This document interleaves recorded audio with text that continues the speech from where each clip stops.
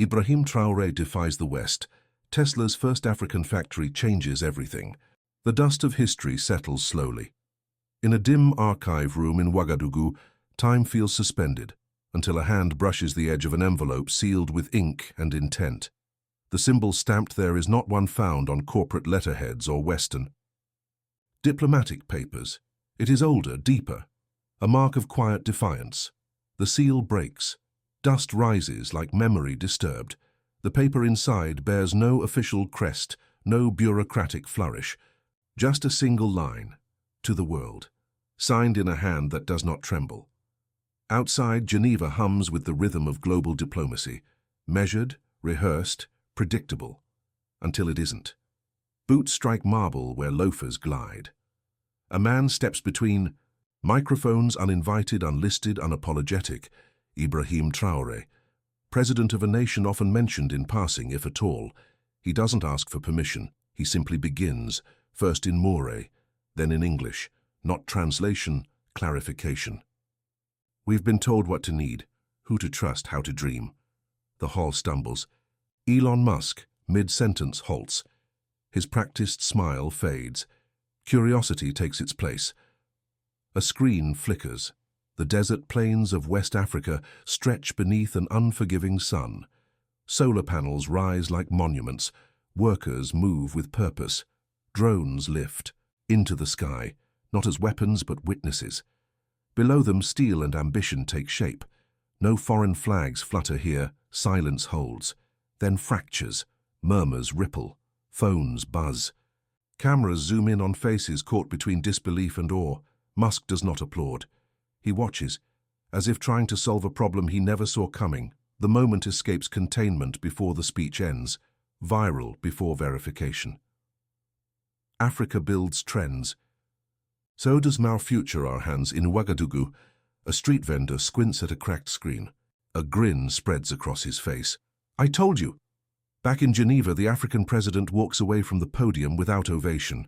Applause would have been noise. Silence is statement. The letter remains untouched on the archive table. Ink still. Fresh. Truth already gone global. What was once buried under centuries of assumption now pulses through fiber optic cables and satellite feeds. Africa is not asking for a seat at the table. It is building its own. The world had already decided what Africa could and could not do. In Geneva, the stage was set. Polished floors, glass walls, rows of suited men speaking in practice tones. Flags fluttered behind them like ornaments on a borrowed throne.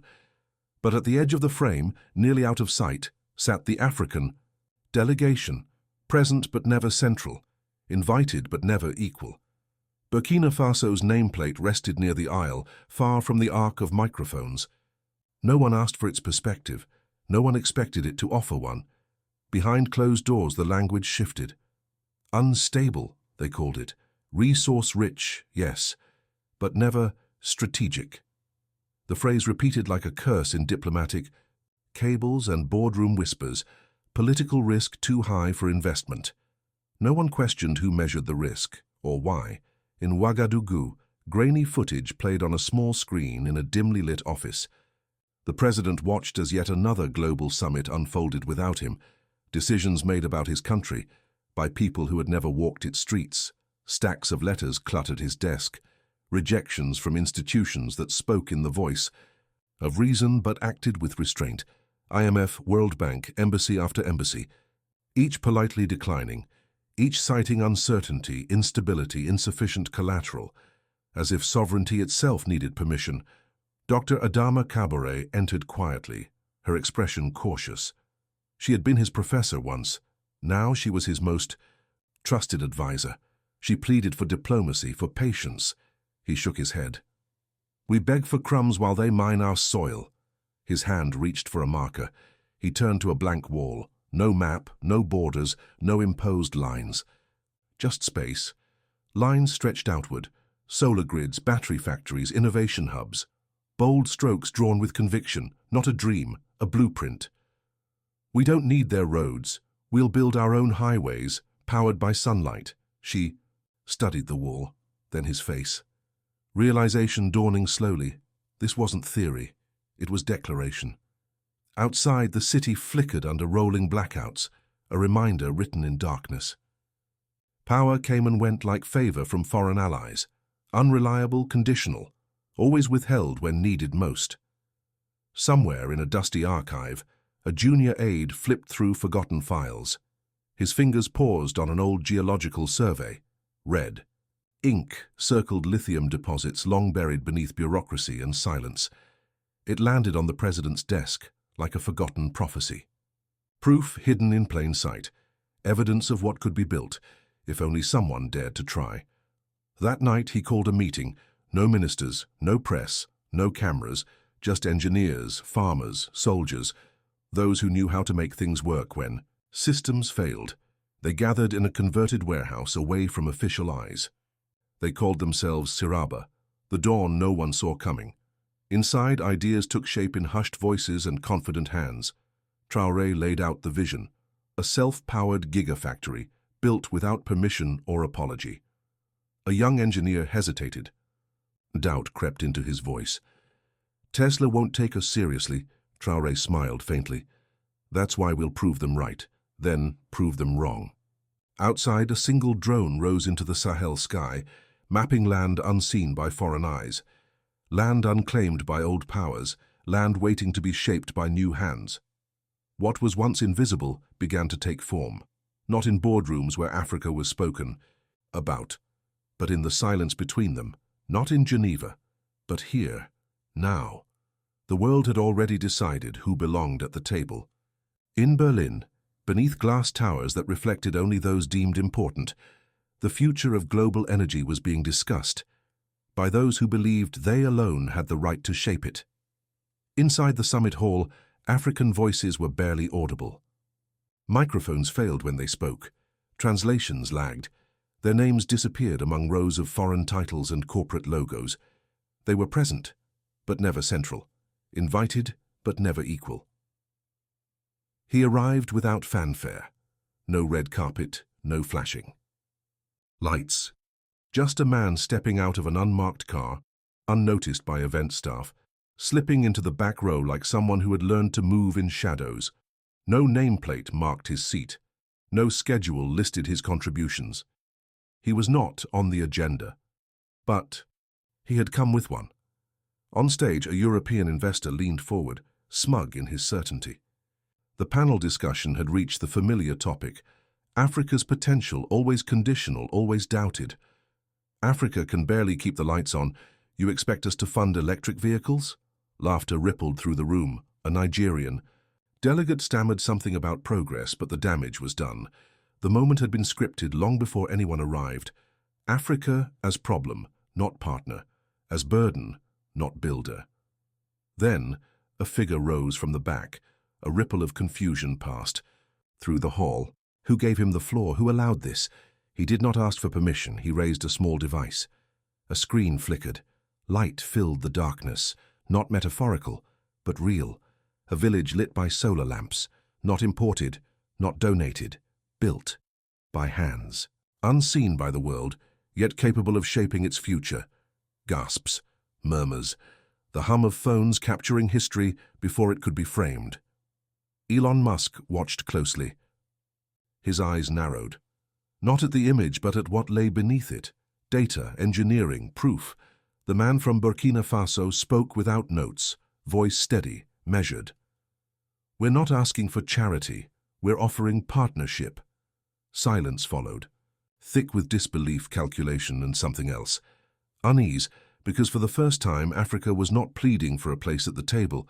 It was offering a new one. One clap, then another.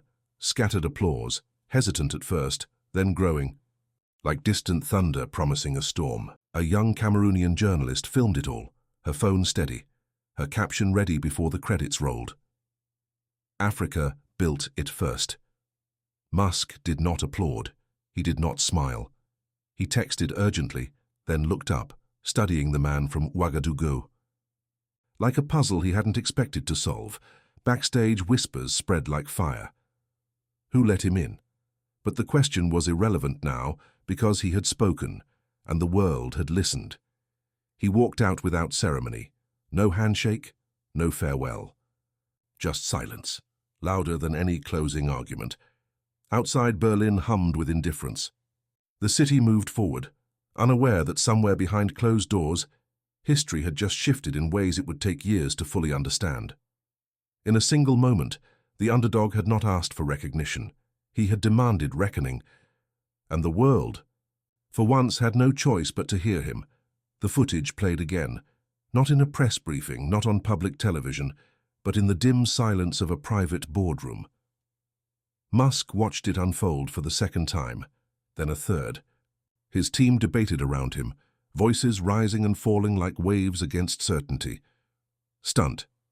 PR play. Not scalable, but one voice cut through the noise, measured, intrigued.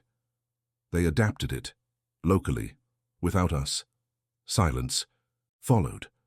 Not absence of sound, but presence of thought, the kind that shifts assumptions. In Ouagadougou, under moonlight thick with possibility, a man walked into a converted warehouse where bureaucracy held no power. Here, engineers worked. Beside farmers, soldiers shared tables with scientists. They called themselves Siraba, a word that meant dawn and defiance and quiet revolution. A young technician stepped forward, holding something small, crude, and impossibly significant, a battery built from what they had, not what they lacked. He handed it over with pride. It turned in strong hands, examined not for polish, but for meaning. We made this ourselves. No fanfare, no patent claims, just fact. Around the table, prototypes lay like unspoken declarations. Each one, a step toward independence. Each one proof that belief could precede funding, that innovation could outpace permission. He sat still for a moment longer than expected, then reached for his phone. Letters formed slowly beneath his fingers, deliberate, unapologetic. If you say no, someone else will say yes. Half a world away, a meeting ended. Musk stood, pocketed his phone, and walked out without comment. Something lingered. Not doubt, not fear, but curiosity sharpened by surprise. Back home, before the night fully settled, he spoke to those who had chosen to build rather than beg. They'll respond. Not because we're perfect, but because we're possible. Outside, a drone lifted into the sky, unseen by foreign eyes, unmapped by colonial hands. It traced land long overlooked, now marked not by borders or resource reports, but by intent.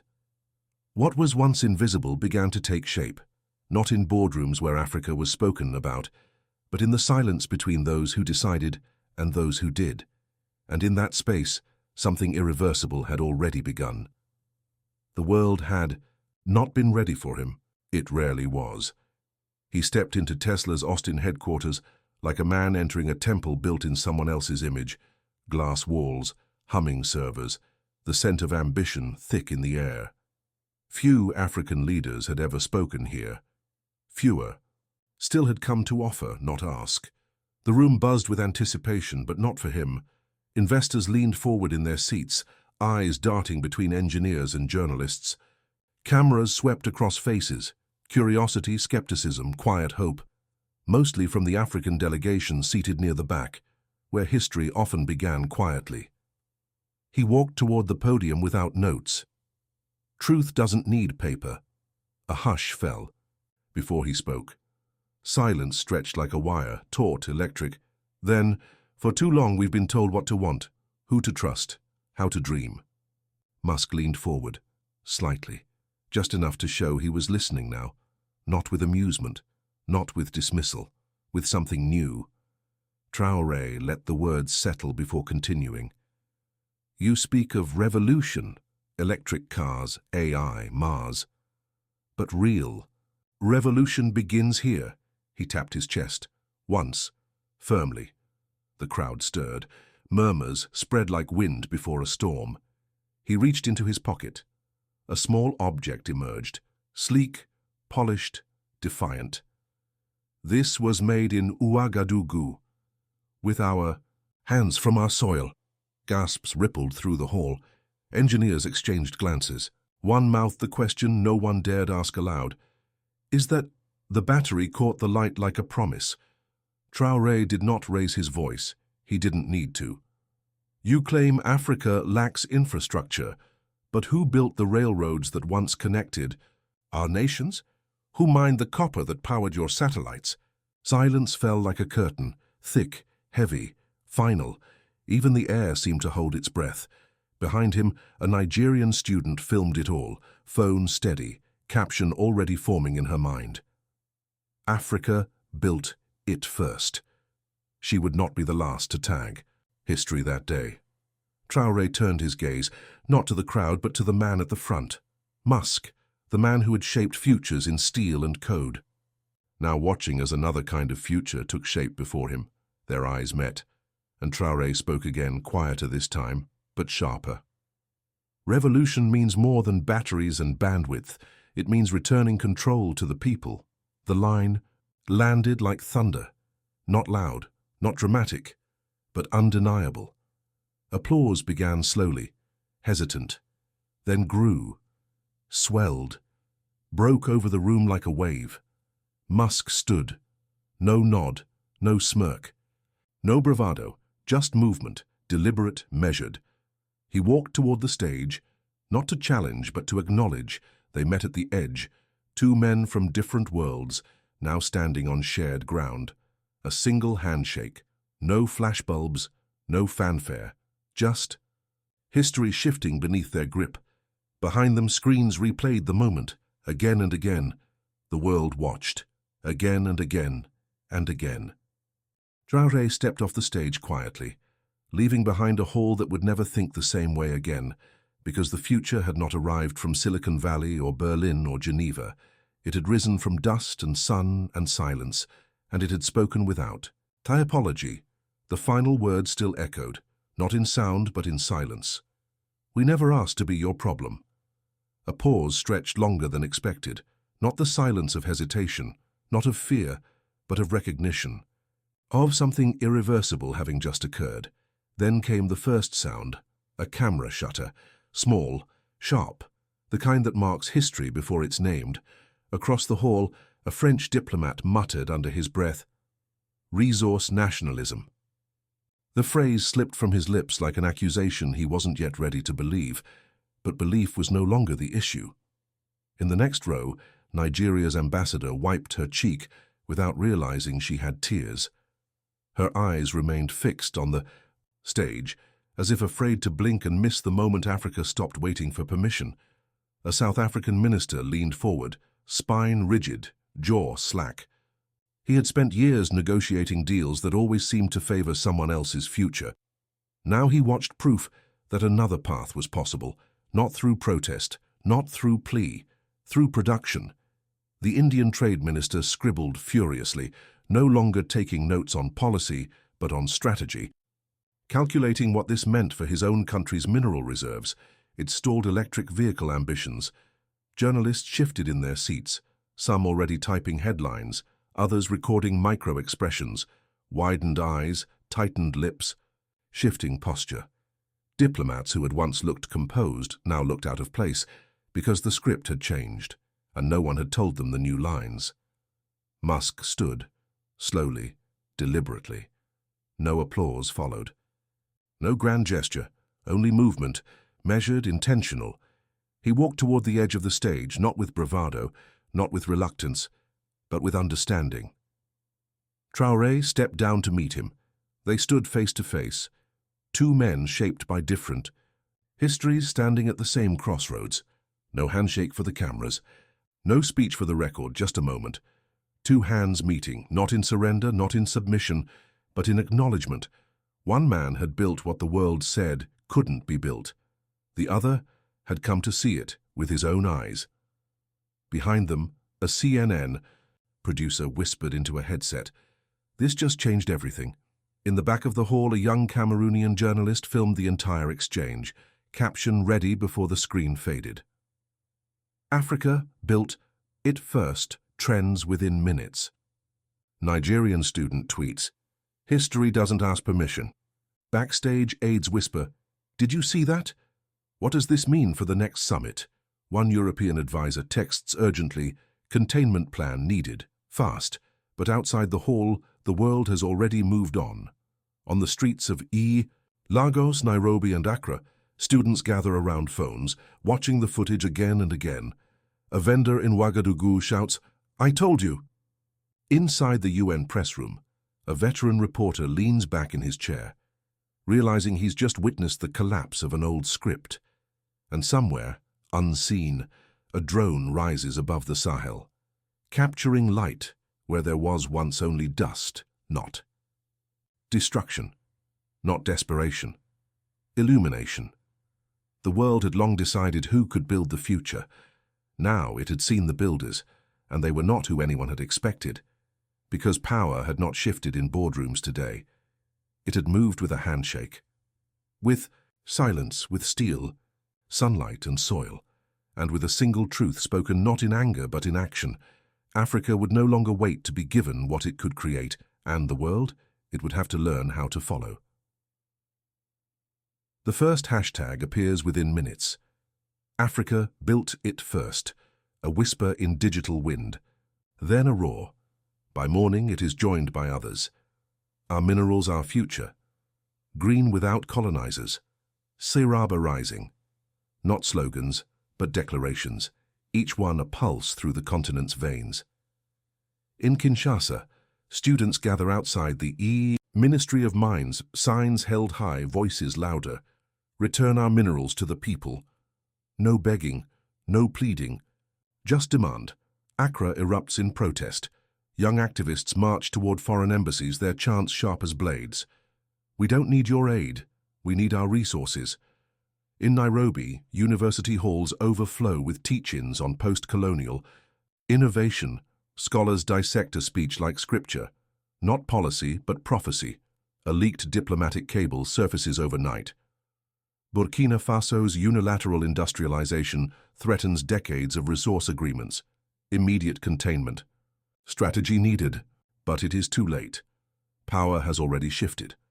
Across the continent, leaders begin to change tone, from cautious silence to strategic alignment. The script no longer fits them.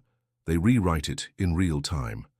South Africa announces its own green manufacturing hub, powered entirely by solar and lithium mined under African ownership. No foreign strings, no hidden clauses. The African Union releases an official statement endorsing the Burkina Bay initiative, not as charity, not as exception, but as precedent. In Pretoria, a minister tells reporters, "If Burkina Faso can build without begging, so can we." In Brussels, EU officials scramble behind closed doors. One whispers into a secure line, "This isn't just economic disruption, it's ideological." No one says it outright, but everyone knows what it means. The world has seen revolutions before. This one came not with fire, but with light. Back in Ouagadougou, the factory hums steadily, now producing enough power to supply an entire district. Workers arrive early, pride stitched into every uniform. A Nigerian student tweets a simple phrase that goes viral: "History doesn't ask permission." Memes flood timelines, Musk shaking Traoré's hand beside captions like, "He didn't ask, he built." Africa's CEO just went live. Who funded this? No one. They did. In Berlin, the European investor who once laughed watches. The coverage with growing unease. His firm's investments in fossil fuels suddenly looking outdated. In Washington, a State Department memo circulates quietly. Shift in African agency requires recalibration of engagement model. No one says it aloud, but the message is clear. The old rules no longer apply. In Addis Ababa, AU scientists draft a new framework for regional energy independence, citing the Volta Rebirth Factory as proof of concept. In Cape Town, engineers begin mapping out a similar project. Using South Africa's abundant cobalt reserves, no foreign consultants required. In Lagos, a tech startup launches an app tracking mineral exports. Transparency once denied by foreign-led corporations, now owned by Africans themselves. In Ouagadougou, a call comes in from Rwanda's president. "We want your blueprint, not just for factories and for mindset." A pause, then a quiet reply. "There's no secret, just belief." At Tesla headquarters, Musk watches the footage again, of himself walking toward the stage, handshake inevitable. His assistant asks if he wants to issue a public statement. He shakes his head. They already won the moment. We're just catching up. In classrooms from Seoul to São Paulo, professors show the video not as business case study, but as cultural turning point. And somewhere in the Sahel, a drone rises again, capturing light where there was once only dust. Not destruction. Not desperation, illumination, because the future had long been decided in boardrooms far from Africa's soil. Now it was being rewritten, not in Geneva, not in Brussels, not in Silicon Valley, but here, now, with hands that refuse to wait for permission, with steel, sunlight and silence, and with a single truth spoken not in anger but in action. Africa would no longer wait to be given what it could create, and the world, it would have to learn how to follow. The factory hums beneath a Sahelian sun, not with the roar of engines or the clang of metal, but with the quiet certainty of purpose. Solar panels stretch like wings across the land, absorbing light, converting it into power that fuels more than machines. It fuels dignity. It fuels defiance. Inside, workers move with intention, trained, unionized, respected. Their hands shape batteries not for export but for empowerment. Their labor funds, schools, clinics, clean water projects. The future is no longer something they wait for, it is something they build. He walks through the halls unnoticed by tourists now, just another man in a building that changed a continent. No red carpets. No flashing lights, just presence. At the next UN climate summit, he declines the main speaking slot, not out of humility, out of trust. Instead, a 17-year-old girl steps onto the stage, daughter of a factory engineer, dressed in her school uniform. She carries no notes, only conviction. My father built the future. Now I get to drive it. The room stills.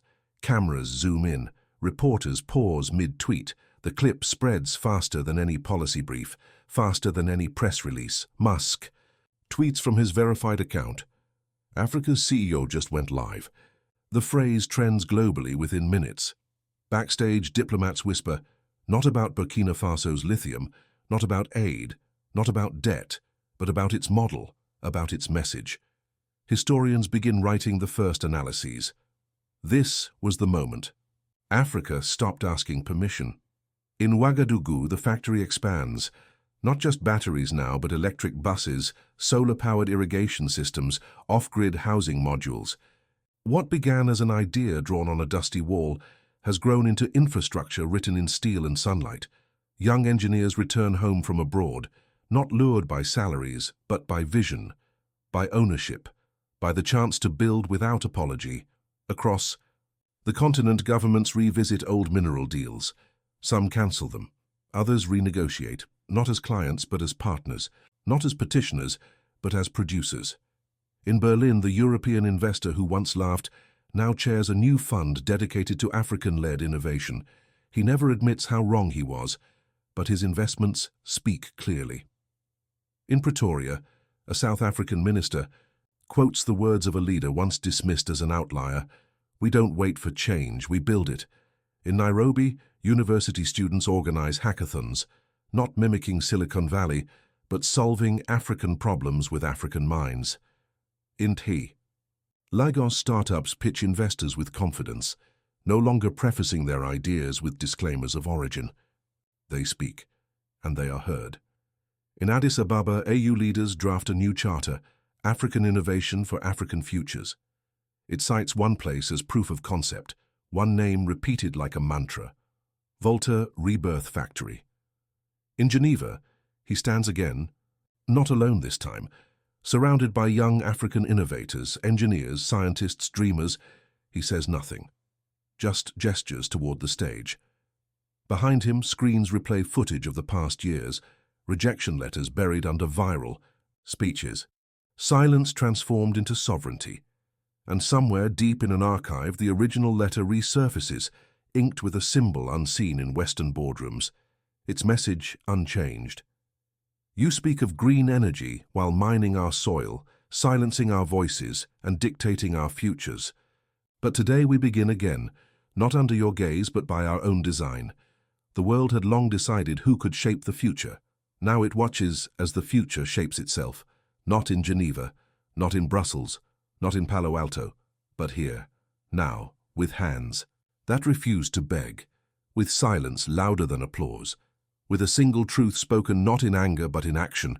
Africa would no longer wait to be given what it could create, and the world, it would have to learn how to follow.